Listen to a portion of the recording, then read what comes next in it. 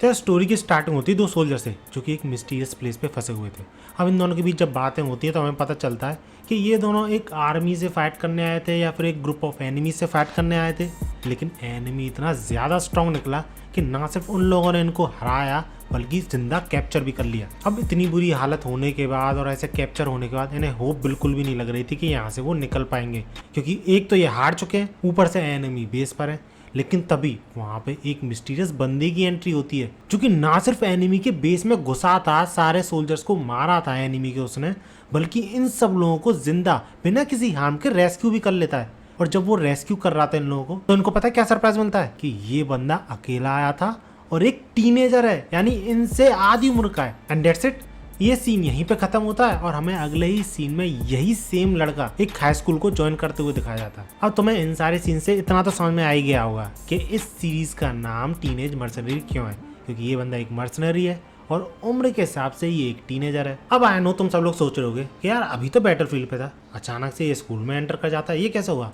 तो रुको जरा सबर करो, सब कुछ जानने वाले तुम इस वीडियो में। तो हुआ ये था, ये बंदा प्लेन में ट्रेवल कर रहा था अपने पेरेंट्स के साथ। अचानक से वो प्लेन क्रैश कर जाता है, सारे लोग मर जाते हैं, सिर्फ यही एक बंदा बचता है, लेकिन अपनी मेमोरी खो देता है। एंड अपनी मेमोरी खोने के बाद समाव एक मिस्टीरियस ग्रुप को ज्वाइन कर लेता है जो कि काफी यंग एज के बच्चों को मर्सनरीज बनाती थी और उनको यूज करके काफी सारा पैसा कमाती थी।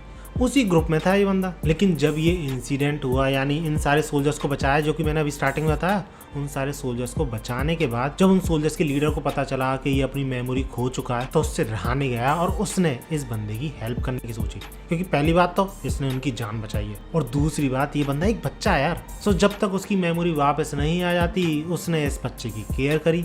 बच्चा तो कहने को है, टीनेजर है, बड़ा है, लेकिन स्टिल इनके कंपैरिजन में बच्चा ही था। और जैसे ही धीरे धीरे उसकी मेमोरी वापस आना शुरू हुई कि उसका एक ग्रैंडपा और एक सिस्टर भी है, सिर्फ पेरेंट्स नहीं थे, उनके चेहरे भी उसे याद आने लगे, एड्रेस भी पता लगने लगा कि कहाँ पर वो रहा करता था। और जब उसे सब कुछ याद आ जाता है तो यही लीडर उसकी हेल्प करता है उनके साथ रीयूनाइट होने में। एंड अपने ग्रैंडपा और बहन से मिलने के बाद ये हाई स्कूल ज्वाइन कर लेता है एज अ नॉर्मल टीनेजर। लेकिन ऐसा नहीं था, अपनी याददाश्त वापस आने के बाद ये सारे स्किल्स भूल चुका है अपनी मर्सनरी वाली नहीं। और इसी चीज पे बेस्ड ये स्टोरी है कि एक मर्सनरी जो कि एक टीनेजर है, हाई स्कूल ज्वाइन जब करता है पहली बार तो वो क्या क्या चीजें फेस करता है और क्या क्या कारनामे करता है। अब यार ऐसी ही सिमिलर वीडियोस में फ्यूचर में काफी सारी लाने वाला हूँ, मांगास पे, मानवास पे, सबों पे वीडियोस लाऊंगा। एंड जिस पे रिस्पॉन्स अच्छा आएगा उसके नए पार्ट्स आते जाएंगे और जिस पे नहीं आएगा उसका एक ही पार्ट आएगा या फिर 2 ही पार्ट आएंगे। सो डू लाइक अगर तुम्हें वीडियो अच्छी लगती है तो। एंड अगर स्टोरी पर वापस आए हैं तो ये बंदा स्कूल में एंटर करते ही काफ़ी सारी चीज़ें नोटिस करता है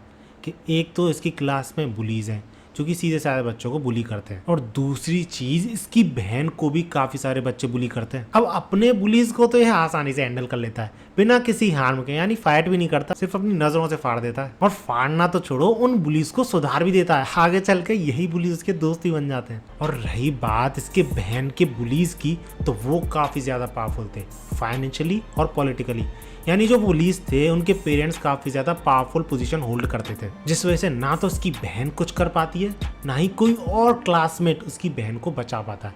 और अगर तुम सोच रहे हो कि वो बुलीज इसकी बहन के पीछे कैसे पड़े, तो बात ऐसी है कि एक लड़का इसकी बहन को पसंद करता था, लेकिन वही लड़का ये जो बुली है ना, इसका क्रश था। एंड यही चीज इससे सहन नहीं हुई कि इसका क्रश इस बंदी को पसंद कर रहा है। अब क्रश से तो कुछ बोल नहीं सकती थी ये, तो इसकी बहन को बुली करने लग जाती है।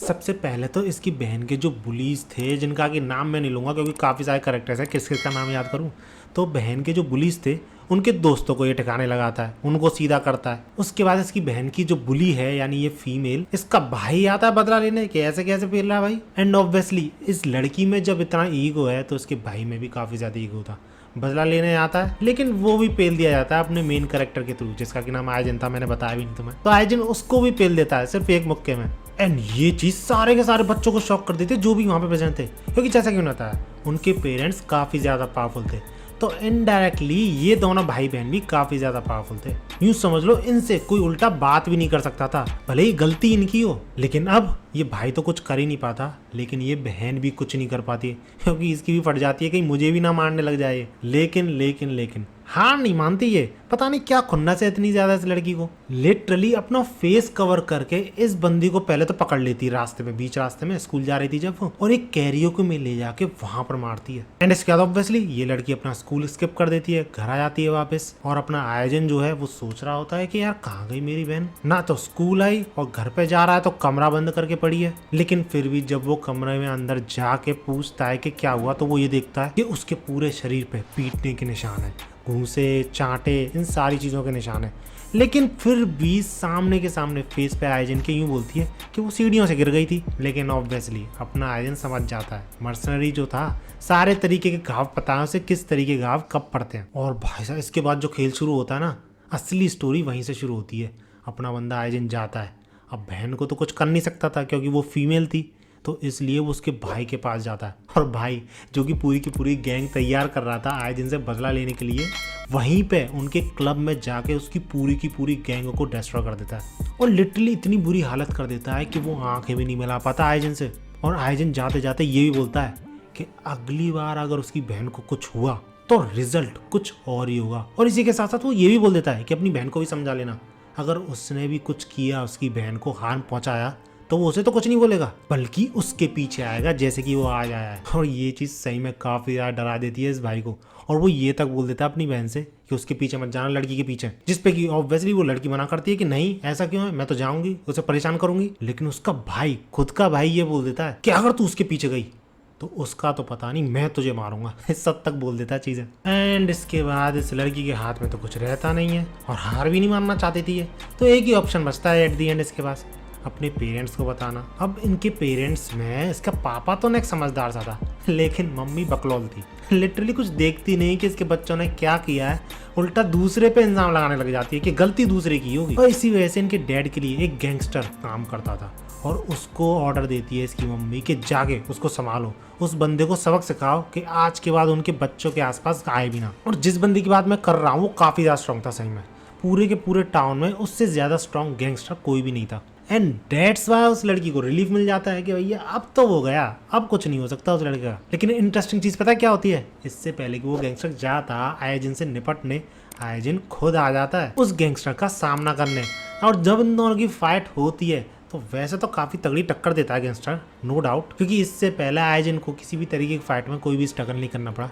यहाँ पर थोड़ा बहुत वो स्ट्रगल करता है, स्ट्रगल कहना सही तो नहीं होगा, रियल फाइट करता है ये कहना सही होगा। रियल फाइट यहाँ पे वो करता है, लेकिन स्टिल 2-3 दांव पेच के बाद वो ढेर कर देता है उस गैंगस्टर को। उस गैंगस्टर को भी समझ में आता है कि ये बच्चा कोई नॉर्मल बंदा नहीं है, क्योंकि वो खुद इतना पावरफुल था, लेकिन स्टिल बिना किसी एफर्ट के इस बच्चे ने उसे हरा दिया। जिसके बाद वो इन्फॉर्म करता है उन दोनों बुलीज और उनके पेरेंट्स को कि वो कुछ नहीं कर पाया उस लड़के के सामने, और इससे पहले कि वो रिएक्ट कर पाते कि ऐसा कैसे हो सकता है, ये कैसे हो गया, तुम कैसे आ रहे हो उससे। इतनी देर में आयोजन उनके ऑफिस ही पहुंच जाता है उनको धमकी देने कि उसकी बहन से दूर रहें। जिसके रिएक्शन में उसका पापा तो थोड़ा शांत रहता है, जैसे कि मैंने बताया समझदार सा था, लेकिन मम्मी बकलोल थी तो बोलने लग जाती है, तुम हो कौन, हमें धमकी दे रहे हो, तुम जानते नहीं हो कितने ज़्यादा पावरफुल बंदों से पहचाने वाली, अभी रुको फ़ोन करती हूँ और तुम्हें सबक सिखाती हूँ, तुम्हें पता चलेगा कि कितने पावरफुल लोग हैं। और जब वो किसी बंदे को फ़ोन कर रही थी, बहुत बड़ी पोजीशन पे था वो और कॉल उठने ही वाला था, उससे पहले ही आयोजन एक वीडियो शो कर देता है। और पता है वो वीडियो किसकी थी, उसी फीमेल बुली की, यानी इसकी बेटी की, जो कि आयोजन की बहन को मार रही थी। और पता है ये वीडियो कहाँ से आई, कैरियोके में कोई कैमरा नहीं था, ये वीडियो इसने खुद बनाई है और आयोजन ने हैक कर लिया होगा फ़ोन या फिर इसका लैपटॉप, जिसके थ्रू उसकी वीडियो मिल गई है उसे। और आयोजन इसी के साथ धमकी दे देता है उसके डैड को कि अगर उसकी बहन को फिर से परेशान करा गया तो ये वीडियो लीक हो जाएगी। और क्योंकि उसका डैड किसी तरीके का इलेक्शन लड़ रहा था तो वो ये चाहता नहीं था, लेकिन उसी के साथ साथ वो डैड पूछता भी आयोजन से कि उसे क्या चाहिए और इस वीडियो को ना रिलीज़ करने के लिए। तो वो बोल देता है सिंपली कि मुझे पैसा भी नहीं चाहिए, मुझे किसी तरीके का फेम नहीं चाहिए, पोजीशन नहीं चाहिए, बस मेरी बहन के सामने तुम दोनों के बच्चे आने नहीं चाहिए। एंड इसका मतलब क्या हुआ, उन दोनों भाई बहनों को उस स्कूल से निकलना पड़ेगा। जिस पे उसकी मॉम तो बहुत गुस्सा करती है कि ऐसा कैसे कह रहे हो तुम, हमें समझते क्या हो, लेकिन उसका डैड शांत करते हुए बोल देता है कि ठीक है हम तुम्हारी बात मानेंगे। और जब आयोजन वहाँ से निकलने लगता है तो उसका डैड ये भी बोलता है कि अरे अरे जा कहाँ रहे हो, हमने तुम्हारी बात मानी है, वो वीडियो तो वापस करके आओ। तो आयोजन अपनी किलर आइज के साथ बोलता है अच्छा समझाए क्या मुझे, एंड इसी के साथ आयोजन चला जाता है वहाँ से। अब टू बी ऑनेस्ट यार मुझे तो लगा इसी सीन के साथ इस आर्क का एंड हो गया, इसके आगे और क्या ही होगा, लेकिन नहीं, इसके आगे भी बहुत कुछ होता है, क्योंकि जब सबको पता चलता है कि इतने पावरफुल भाई बहन जिनका दबदबा रहता था पूरे स्कूल में अचानक से स्कूल को छोड़ के जा रहे हैं, कुरिया छोड़ के जा रहे हैं, तो सारे लोग हैरान हो जाते हैं। और उनसे भी ज्यादा हैरान हो जाते हैं इस लड़की के दोस्त, जिनको कि कुछ अता पता नहीं है कि ऐसा क्यों हो रहा है। लेकिन थोड़े टाइम बाद जब ये कह रही हो कि मैं आए हुए थे, तो ये लड़की भी छुपते छुपाते अपने पेरेंट्स से पहुंच जाती है वहां पे बात करने। और इतना सब कुछ होने के बावजूद मानती नहीं है। अभी भी उसके मन में ये चल रहा था कि उस लड़की को सबक तो सिखाना पड़ेगा जाने से पहले। चलो ऐसा करते हैं, उसके ग्रैंडपा की जॉब छुड़वा देते हैं, यानी फायर करवा देते हैं उसे जॉब से। इतनी पावरफुल तो उसकी मॉम है ना कि ऐसा कर सकती है। लेकिन यही चीज आयोजन सुन लेता है। वो आया हुआ था, सारी बातें सुन रहा था इन लोगों की,